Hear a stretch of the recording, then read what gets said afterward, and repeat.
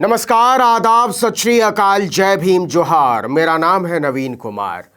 Adani Hindenburg के मामले में आज सोशल मीडिया की जीत का दिन है और टीवी चैनलों, अखबारों, बड़े घरानों की पत्रिकाओं के संपादकों को चुल्लू भर पानी में डूब मरना चाहिए।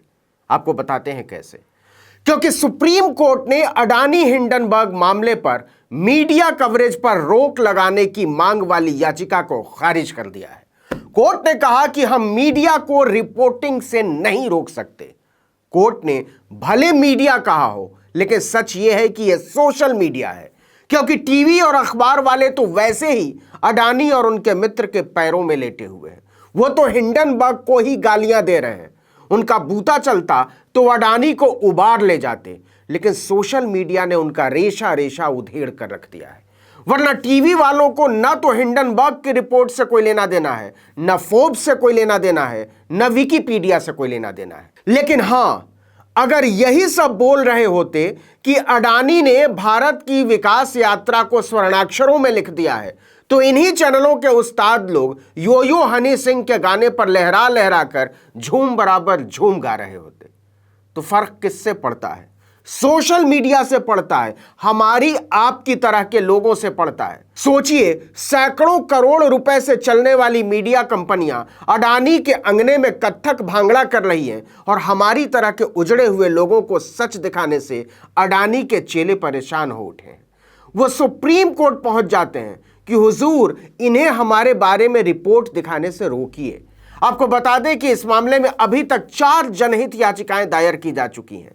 एक याचिका एडवोकेट एमएल शर्मा ने दायर की थी, दूसरी विशाल तिवारी ने, तीसरी कांग्रेस नेता जया ठाकुर ने और चौथी सामाजिक कार्यकर्ता मुकेश कुमार ने। पहली सुनवाई चीफ जस्टिस डीवाई चंद्रचूड़ और जस्टिस पीएस नरसिम्हा और जेबी पारदीवाला की बेंच ने 10 फरवरी को की थी। एमएल शर्मा और विशाल तिवारी ने अडानी को बचाने के लिए गुहार लगाई है। एडवोकेट मनोहर लाल शर्मा ने तो याचिका में कहा है कि हिंडनबर्ग रिसर्च के फाउंडर नाथन एंडरसन और भारत में उनके सहयोगियों के खिलाफ ही एफआईआर दर्ज की जाए। उसने अडानी जैसे देवता आदमी को बर्बाद कर दिया है हुजूर। उन्होंने दलील दी है कि अडानी तो पाक साफ है, वो तो हिंडनबर्ग दुष्ट है जिसकी वजह से उन पर अंगुली उठी। उनका कहना है कि हिंडनबर्ग ने शेयरों को शॉर्ट सेल किया, जिससे निवेशकों को भारी नुकसान उठाना पड़ा। रिपोर्ट ने देश की छवि को धूमिल किया है, यह अर्थव्यवस्था को प्रभावित कर रहा है, इसलिए उसे सजा दी जानी चाहिए।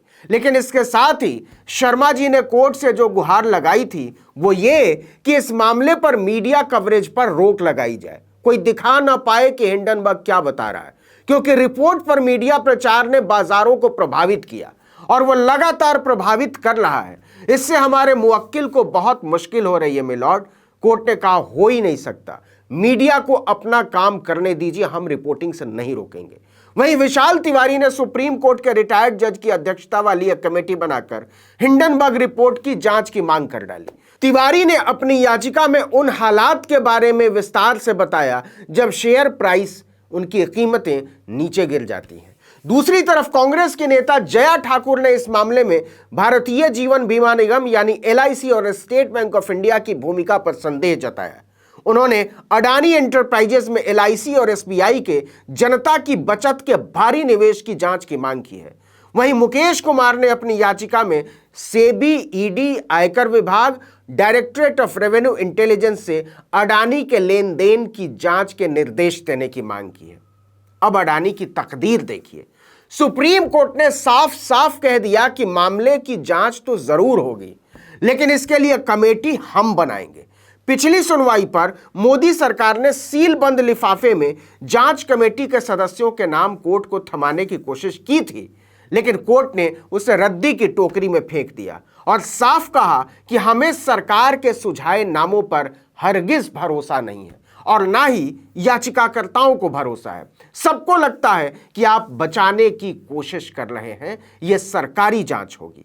अब आइए जरा शेयर बाजार की तरफ भी झांक लेते हैं। लगातार तीसरे दिन अडानी के शेयर धड़ाधड़ गिरते रहे।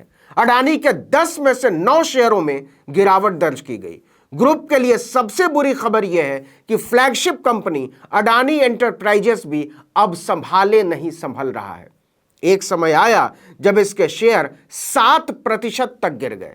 Adani power transmission, green energy, total gas और एनडीटीवी पांचों कंपनियों में लोअर सर्किट लग गया, मतलब 5% की गिरावट।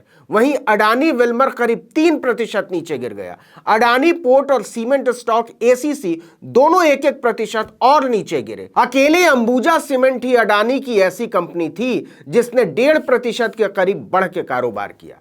आपको बता दें कि अडानी को लेकर 24 जनवरी को हिंडनबर्ग की रिपोर्ट आने के बाद से ग्रुप का मार्केट कैप 61.6% यानी 11,80,000 करोड़ रुपए घटकर अब 7,40,000 करोड़ रुपए रह गया है। याद कीजिए हिंडनबर्ग ने अपनी रिपोर्ट में क्या कहा था। उसने कहा था कि ग्रुप के 7 शेयर 85% से ज्यादा ओवर वैल्यूड है। इसका मतलब यह हुआ कि हिंडनबर्ग के हिसाब से अडानी के शेयर अभी कम से कम 24% तक और गिर सकते हैं। हिंडनबर्ग की रिपोर्ट एकदम सही साबित होती नजर आ रही है। देखिए कि अडानी टोटल गैस पिछले 21 सेशन में 20 सेशन में लोअर सर्किट पर बंद हुआ। रिपोर्ट आने के बाद 23 फरवरी को 5% नुकसान के बाद स्टॉक लगभग 80% गंवा चुका है। 24 जनवरी यानी रिपोर्ट आने के दिन इसका मार्केट कैप 4,30,000 करोड़ रुपए था, जो अब केवल 87,242 करोड़ रुपए बचा है। इसी तरह अडानी ग्रीन एनर्जी और ट्रांसमिशन को करीब 73% का नुकसान हुआ है। अडानी एंटरप्राइजेस पिछले एक महीने में 60% गंवा चुका है। कमाल तो यह है कि हिंडनबर्ग की रिपोर्ट आने के कुछ दिनों बाद तक अडानी के लिए फील्डिंग कर रहे मीडिया के लोग भी अब डुबकी मारकर बैठ चुके हैं। कुछ लोगों ने अडानी की शान में कसीदे पढ़ने वाले पोस्ट हाइड कर दिए और कुछ लोगों ने तो खैर डिलीट ही कर दिए, नजर ही नहीं आएगा। मतलब अब अडानी और उनके मित्र के समर्थकों ने भी उम्मीद छोड़ दी है कि अडानी का कुछ हो सकता है। इसमें उनकी भी गलती नहीं है। देखिए, दरअसल ऐसे लोग अर्थव्यवस्था को नहीं समझते हैं। उन्हें लगता है कि हर चीज भाषण से तय होती है। वो नहीं जानते कि देश भाषणबाजी से नहीं चलता है। और अगर ऐसा होता तो नवजोत सिंह सिद्धू, कंगना रनौत, विवेक अग्निहोत्री और राखी सावंत जैसे लोग इस देश के सबसे बड़े नेता होते। लेकिन ऐसा नहीं है, तो इसको समझने की जरूरत है। बाकी लोग तो समझ रहे हैं, लेकिन जिन्हें मोदी के भाषणों के सिवा न तो कुछ सूझता है और न समझ में आता है, उन्हें वाकई बहुत आराम की जरूरत है। जिंदगी चलाने के लिए कुछ काम की जरूरत है और पौष्टिक खान पान की जरूरत है।